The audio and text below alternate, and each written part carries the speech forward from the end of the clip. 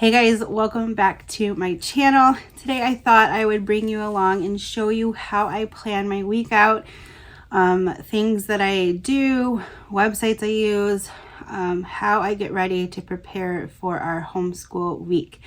So if that is something that interests you, keep watching.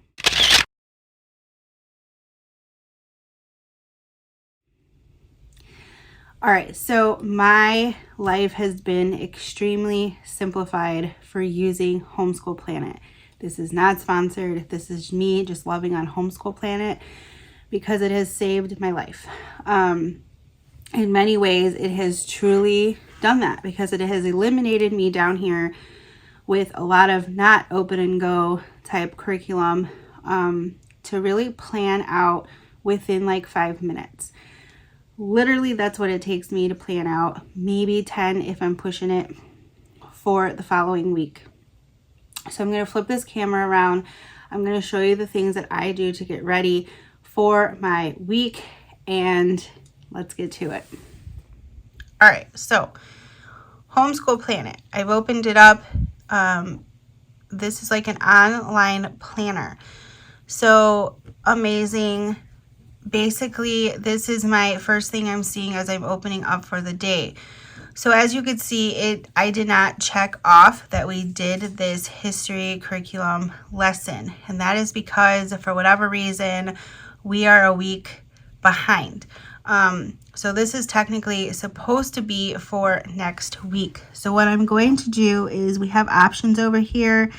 Ask me next time, leave it as is, never show this again, mark complete, delete, carry forward, and leave the rest of the schedule alone. Carry forward and shift the schedule by 1 day. So that's what I'm going to do here is I want to shift this out so that it's on our next week's schedule. So then I just hit OK.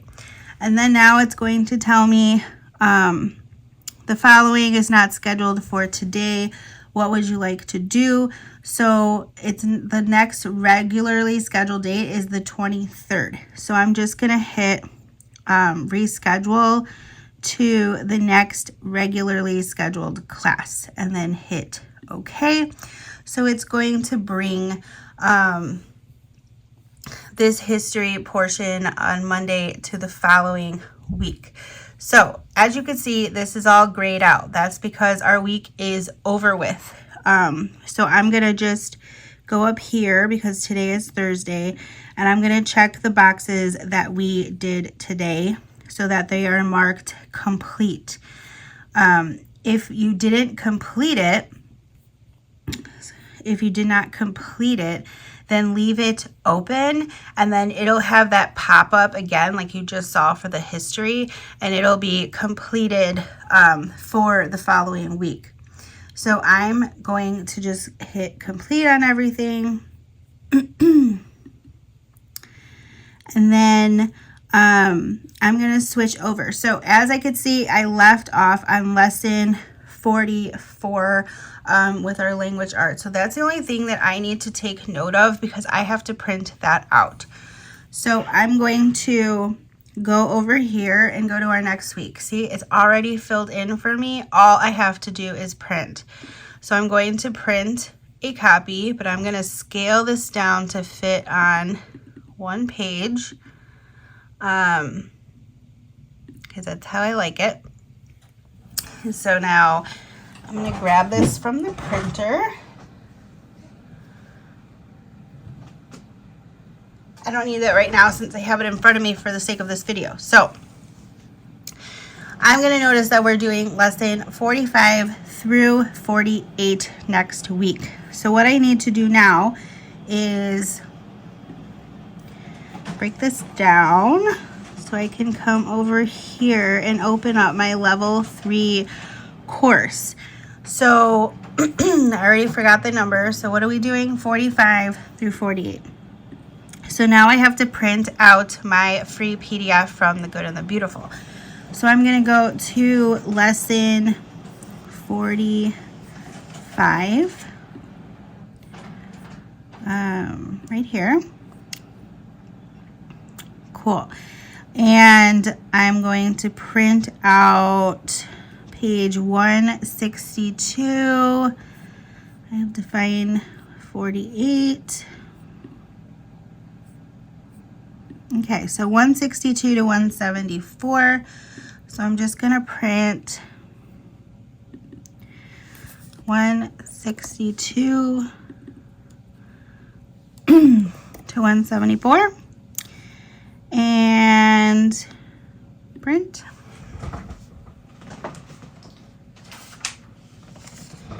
So I've got my schedule printed out. I printed 2 pages for some reason, but that's okay. So I print out this schedule because I don't always have my laptop down here. And then that way I have a physical copy before we do our spelling work. So the way Homeschool Planet works is some of these I inputted myself, like writing and language arts, because the Good and the Beautiful does not give them rights to their courses. So I inputted our morning work, what we do in the morning, what I have to check off. For math, I was able to download and purchase separately Math with Confidence's entire year's like lesson planned, what do you call that at the beginning? Like a scope and sequence kind of thing. So this will input into your calendar however you want it. So you could pick which days you do math and it'll automatically input into your calendar. And then the same thing with different types of things. So let me flip the camera back. Okay, so the computer part of my planning is done. The only thing that if I want to look up or look ahead is some extra like practice pages that I could Pinterest, Google, whatever. So once that prints out, as you can hear it printing right now, I have a C-line folder that I put all my printouts in that I need for the week. I love these C-line folders. I have a couple of them that I use for different purposes, but this is a Monday through Friday folder, and it's just a pocket like that, and I stick our language arts lessons into them. So let me grab that. So I'm just going through and taking lesson 45 and placing it into Monday and so forth.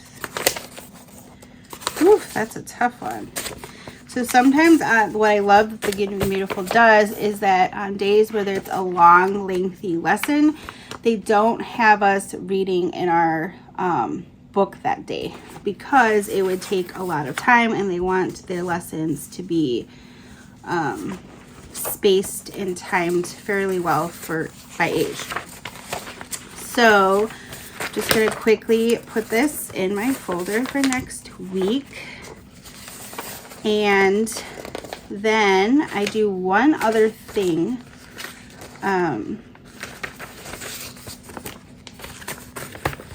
To prep for next week. So this is our language arts. We are doing a story, I know, in Mostos. So we are reading Tara and the Tofu. So I take my teacher's manual. I'm just going to take a picture of the vocabulary words and I'm going to print it out. And then I'm going to attach that as something she has to do on Tuesday, because that's all I'm really like make her do is the vocabulary for the stories. And so I will be doing that here really shortly. I like to go through the math book really quickly. It doesn't take me long at all. I just quickly skim through 4 lessons and see, okay, what type of materials. Everything is listed to me in my teacher's manual, so I just look and see, okay, what kind of materials do I need? Do I need anything out? And I put it aside so that it's ready to go for next week. The only other thing that I do is I take out our history, which we do once a week on Mondays. And I go to the chapter that we will be on next, which is chapter 11. and this is Austronesia Sets Sale. So I just go and I look, okay, is this, do I want to do a hands-on activity with this lesson? And then I look, okay, build a raft with an outrigger, supplies, popsicle sticks, hot glue gun, cork, straws, a piece of paper, hole punch, large container of water. So I have all of those materials, so it could be a fun activity to do. Sounds like we might do that one. Or it's design your own megalith, which is sand dough, or Play-Doh, which we can also do. So if I needed materials, then I would just put that on my list to buy at the store over the weekend. That way I would be all set for the coming week. Lastly is she does get some independent pages of work to do. So I have a few things that I pull from for that. Not always are the same thing, but I like to just use whatever notebooks I have on hand because I went a little bit notebook crazy. So I'm trying to just use them up by tearing pages out and giving them to her to do for independent purposes. So this is a page a day. So I just pull out 4 of them because we school 4 days. And then I will stick them one each day in her. She has a C-line folder as well. I don't have that down here, but I'll just coordinate, collate. So I have 4 of these page a day, and they're just front and back math problems.